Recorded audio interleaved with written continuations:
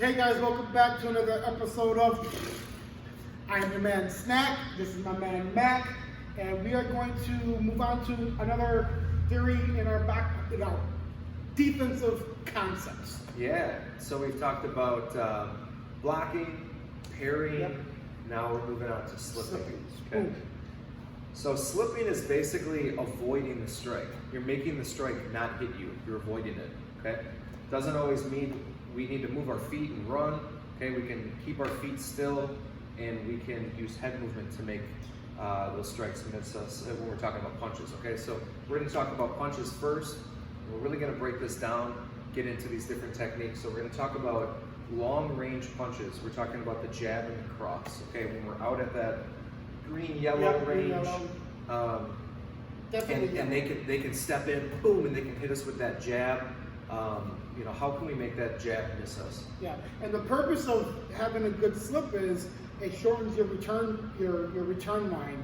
So You don't need to take that energy and then come back with something. Yes. You make it, you avoid it altogether And then, you can return right away. It's a perfect example for minimum movement, maximum effect. I move just enough to avoid the contact while loading my maximum output to deliver into my subject.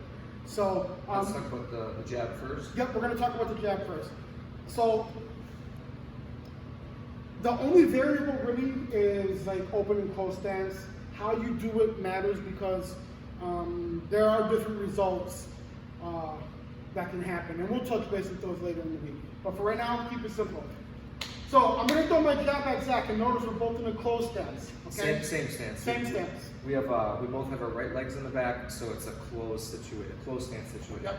So when I throw my jab at Zach, I'm going to throw just two jabs, and he's going to slip out on one and then come back in. Can I do that right? All right. So when I throw my jab, he slips out. Now notice he didn't move his feet at all. He said that earlier. He moved just enough for my punch to miss, and I'm going to come back, and then he's going to slip in. Okay. So if we can talk about that for a second. Yeah. So let's break this down. When I'm doing my slipping motion, it's really important for me not to do a sideways bend, because what that tends to do is it brings my chin up and it brings my feet out of position to where I can return anything. From here, I have no energy to then come back into a movement. So I don't want to do sideways bends. It's more of a scrunch. I think about if there was a ball sitting on a shelf right in front of me, and I want to knock that ball off the shelf with my shoulders. So when I'm slipping, it's a really twisting motion. I'm bringing my shoulder to my opposite knee. I'm changing that distance. When I slip my head to the outside, my shoulder to the opposite knee scrunches. When I come back, I slip the other way. And I'm using my legs to do it. Yeah. Go back to that once. I want to show the camera something. So let's say he slips out, right? He's going out. Look at his eyes. He's still looking at his target. That's important because you have to be able to hit what you can see. So another thing, sometimes boxers will come in and they'll have their hands down and they'll start slipping and they'll be like this. Remember, we have to worry about kicks, okay? And somebody with good dexterity in their kicks love to throw trailing head kicks, okay? If I notice that somebody likes to slip a lot when I'm throwing punches, I'll guide them into a head kick by throwing a punch at their ear and guiding them into the spot that I want them to go. And then when they slip their head and their hands are down, that same side kick is gonna come up. So it's really important when you practice your slips, look at yourself in the mirror. You have to keep your hands up. You can't get lazy with your hands and have them down by your waist when you're moving your head, okay? The second thing I touched earlier about this is the slipping of coming in, okay? So can you talk about that for a second? Yeah. Obviously, you're gonna be as safe as possible when you slip your head to the outside of the shoulder. Especially if you get a puncher, he doesn't have another punch over here waiting for you. You just gotta worry about that one leg. When you slip your head to the inside of a punch, you have to worry about that other punch and that potential leg coming. Yeah. So it's a little bit more of an advanced thing, but if you're aware of what could happen, you can move your head to the inside as well as the outside.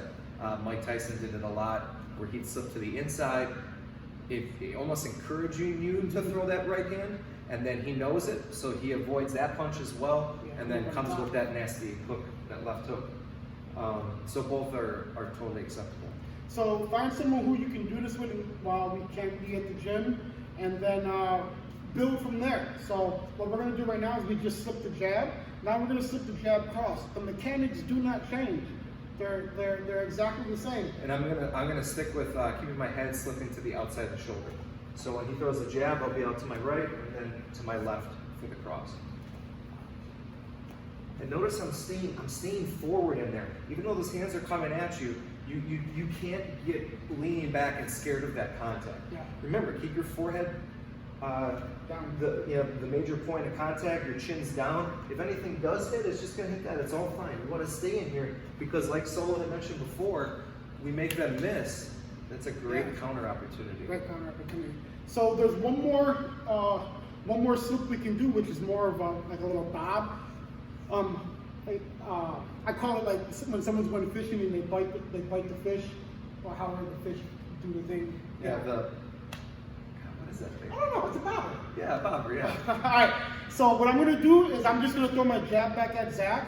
Okay. I'm going to throw 3 jabs. Matter of fact, he's going to slip in, out, and then underneath. Okay. So he goes, and then down. You knock this drill out, and it's gonna burn your legs crazy. It is, and it's going to be so good for you and work wonders for your defense. That bob, I'm just letting gravity take over, and I'm just letting the bend in my knees happen. If I'm in my stance, I just let that. Yeah. I just let myself fall. Make sure that you're not going too far. It's not a bob this way, Yeah. right? I'm not ducking my head into a potential knee. My head's staying straight over my hips, and I'm just going straight under. And remember, we just need to make punches miss by a little bit. Okay? I was giving you hugs in the Oh, background. I appreciate it. Thank you. Come on, bring it in. All right.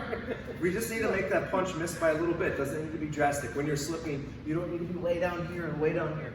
Yeah. Just little ones. Ooh. And then you can get that in your rhythm when you're striking. And then that way, that builds on your feints. And you're slipping, boom, you make a punch miss, and then you already are in that position to come back with strikes. The little bobs, you can get under the jab and the cross, and it also, if you're doing MMA, they don't know if a takedown's coming. When you're in this stance, once you get under that punch, you're in a loaded position. I can come with powerful right hands, powerful left hands. I can go into my takedowns from there. The bob is amazing. It's endless. The big thing is just getting the confidence to do it, and that's where when we're open, you get the reps in to throw it. So, but like you said, if you do have anyone at home that you can work with, yeah.